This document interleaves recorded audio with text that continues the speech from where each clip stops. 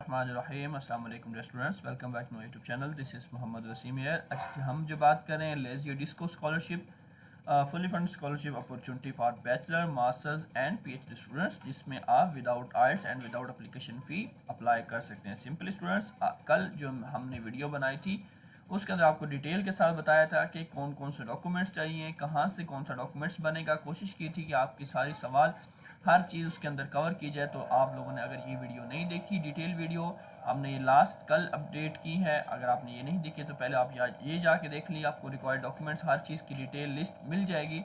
उसके बाद आप आ जाएँ। अब हमने करना है अप्लाई ऑनलाइन करने का तरीका क्या होगा, कैसे अप्लाई करना होगा। सबसे पहले हमने अपनी रजिस्ट्रेशन करनी है, इसका लिंक मैं आपको डिस्क्रिप्शन के अंदर ऐड कर दूंगा। अब यहाँ पे आने के बाद सिंपली हमने अपनी पर्सनल डिटेल ऐड करनी है। पर्सनल डिटेल ऐड करने के लिए ये देखिए जी, आपकी टैक्स आईडी कोड, यहाँ पे स्टेट ऑफ बर्थ, हम यहाँ पे अपना फॉरेन सेलेक्ट करेंगे, यहाँ से अपना ये मेल फीमेल, यहाँ से हमने अपना कंट्री सेलेक्ट कर लेना है। उसके बाद आइडेंटिफिकेशन डॉक्यूमेंट में हमारे पास पासपोर्ट आ जाएगा। पासपोर्ट लेने के बाद document number issued by government of Pakistan आ जाएगा, यहाँ पे उसकी फ़ाइल अटैच करनी है। सिटीजनशिप हमारे पास यहाँ पे फ़ॉरेन आ जाएगी। फॉरेन कंट्री अपना कंट्री सेलेक्ट कर लेंगे। रेजिडेंस डाटा फॉरेन है जी हमारा, ठीक है जी। अब आप जिस कंट्री में इस वक्त रिहाइश पजीर हैं, ठीक है जी, फॉरेन स्टेट ऑफ रेजिडेंस वो यहाँ पे आप सेलेक्ट कर लेंगे। उसके बाद province of residence, city of residence, address abroad आ गया। उसके बाद आपका यहाँ पे सिविल स्टेटस, ठीक है जी, यहाँ पे आपने एक मैरिड हैं अनमैरिड हैं जो भी हैं, आप यहाँ से एक ऑप्शन जो है ना यहाँ पे चूज़ कर सकते हैं, ठीक है जी। उसके बाद email address, cell phone number, data for accessing disco services, user name, password and confirm password. अब जिससे आपने ख़ुद को लॉग इन करना है उसका यूज़र नेम आप लाइक मैं कहता हूँ यहाँ पे वसीम 5453, ठीक है जी। यहाँ पे मैं इसको यूँ कर देता हूँ और पासवर्ड अपना कोई भी आपने सेलेक्ट कर देना है, ताकि आप ये यूज़र जब भी आप इसको लॉगिन करें तो आपका अपना यूज़र नेम पता होना चाहिए, ठीक है जी। उसके बाद यहाँ पे वो कहता है जी डू नॉट अलाउज ट्रीटमेंट करने के बाद आपने सेंड पे क्लिक करना है। जैसे सेंड पे क्लिक करते हैं तो आपकी रजिस्ट्रेशन कंप्लीट होती है, आपको एक मेल रिसीव होती है। मेल को आपने एक्टिवेट कर लेना है, लिंक को एक्टिवेट करने के बाद जो है ना नेक्स्ट फर्दर हम लॉगिन करके वापस अगेन इसी पे। जो सबसे इंपॉर्टेंट है जो हाँ आप लोगों को बताना ज़रूरी है, यहाँ पे एक मेंशन है टैक्स आईडी कोड। अब टैक्स आईडी कोड बेसिकली क्या होता है, ये एक फिसाकल कोड होता है। जिन स्टूडेंट्स को ऑफ़र लेटर मिल गया है उनके पास उस ऑफ़र लेटर के ऊपर सम टाइम फिसाकल कोड लिखा होता है। अगर स्टूडेंट्स के पास फिसाकल कोड नहीं लिखा हुआ तो आप उसको खुद भी ऑटो जनरेट कर, जब हम अप्लाई करते होते हैं तो टैक्स आईडी कोड या फिसाकल कोड ऑटो जनरेट हो जाता है। उसको आप दोबारा जनरेट भी कर सकते हैं। कैसे जनरेट कर सकते हैं, आप गूगल पे आएंगे, गूगल पे आने के बाद आप लिखेंगे फिसाकल कोड जनरेटर, तो ये आपके पास फिसाकल कोड जनरेटर की वेबसाइट ओपन हो जाएगी।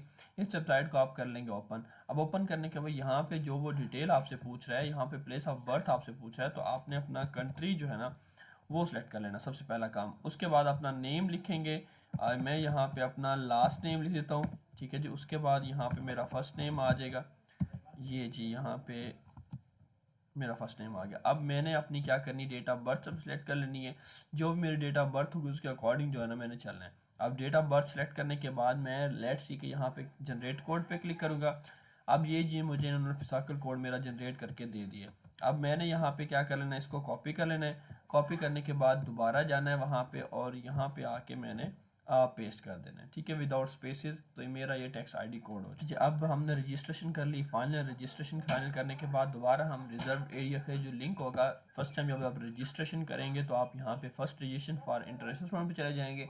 आपकी रजिस्ट्रेशन जैसे ही फाइनल हो जाएगी दोबारा इसी लिंक को ओपन करेंगे, log in with SPID CI condition. जैसे ही आप इस पेज को ओपन करेंगे तो आपके पास कुछ एक नया पेज ओपन हो जाएगा। वहाँ पे जाने के बाद आप अपना यूज़र नेम जो आप लोगों ने रजिस्ट्रेशन के टाइम रखा था वो आप रखेंगे। यहाँ पे यूज़र नेम और पासवर्ड ऐड करेंगे। ऐड करने के बाद एक्सेस पे क्लिक कर देंगे। एक्सेस पे क्लिक करने के बाद आपके सामने कुछ इस तरह का न्यू पेज जो है ना आपको वो अभी मैं दिखाई दे देगा, यहाँ पे नहीं जी, इस तरह का आपके पास एक न्यू पेज जो है ना वो ओपन हो जाएगा, जिसमें आपका नेम, स्टूडेंट आईडी वगैरह आपको दे दी जाएगी।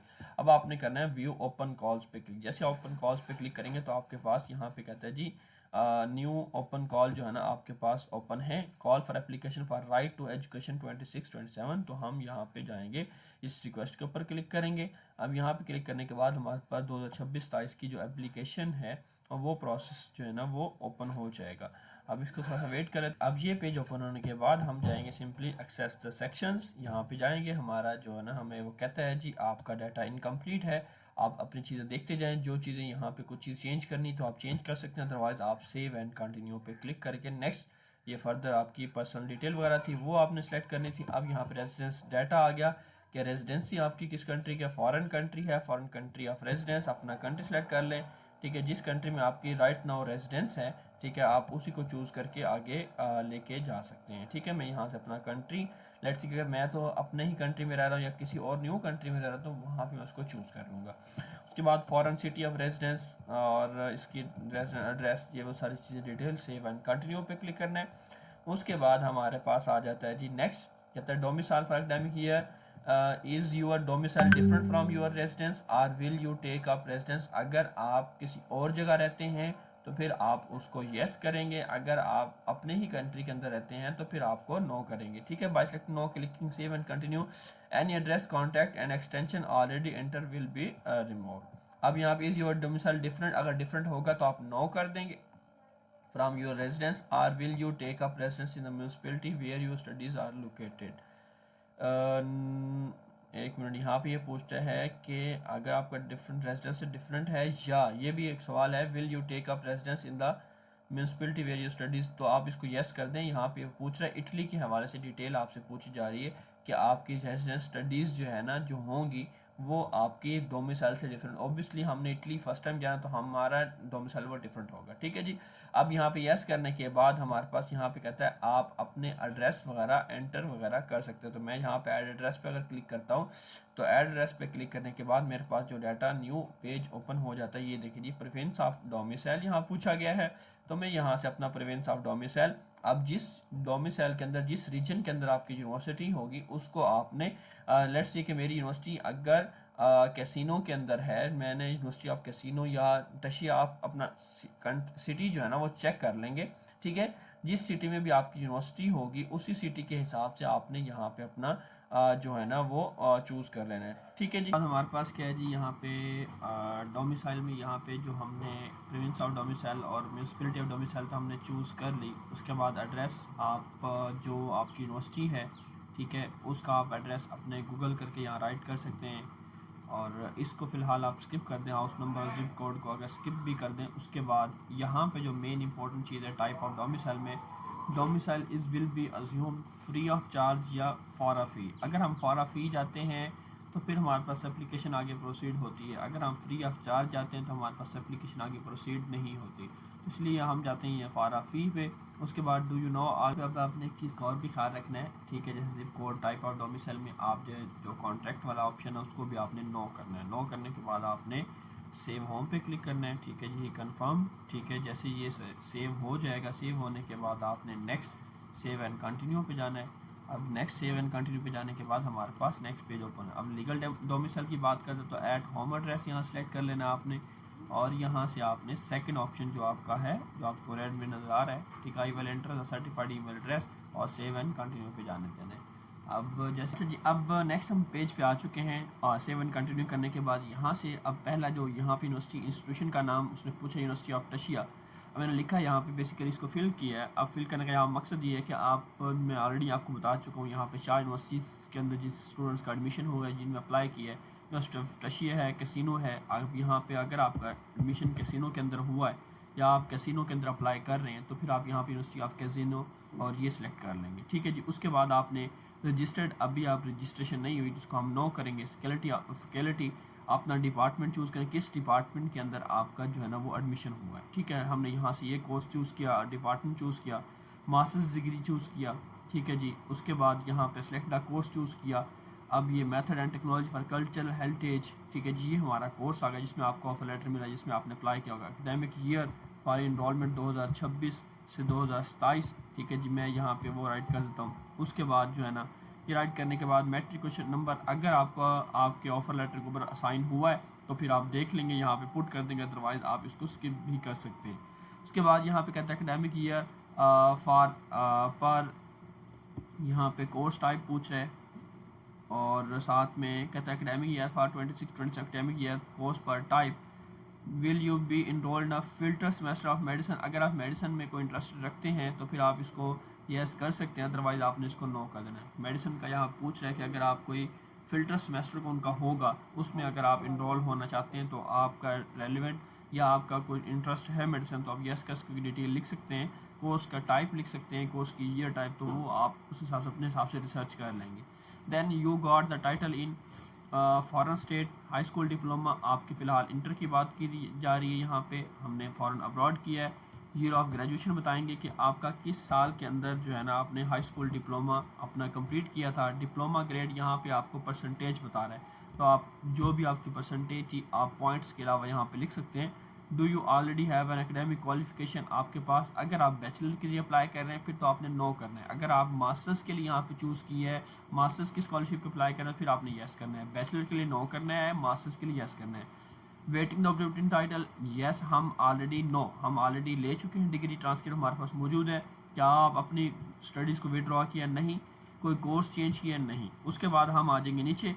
अब यहाँ पे लोकेशन पूछ रहा है कि आप बताएं कि आपने जो इंटर यूनिवर्सिटी डिग्री की है, बैचलर डिग्री, वो कहाँ की है। तो हमने की है जी अब्रॉड, ठीक है जी, हम अब्रॉड सेलेक्ट करेंगे। अब्रॉड सेलेक्ट करने के बाद university where you were enrolled, ठीक है, उसका नाम लिखेंगे, सिटी का नाम, कंट्री का नाम मेंशन कर देंगे। कोर्स का टाइप लिखेंगे, कौन सी कोर्स बैचलर डिग्री हमने की है। Legal duration of degree 4 year आ गया। उसके बाद हमारे पास academic year of first enrolment, कब आपने अपनी पहली इनरोलमेंट की थी, तो 2023-24 हम यहाँ पे इसको लिख देंगे।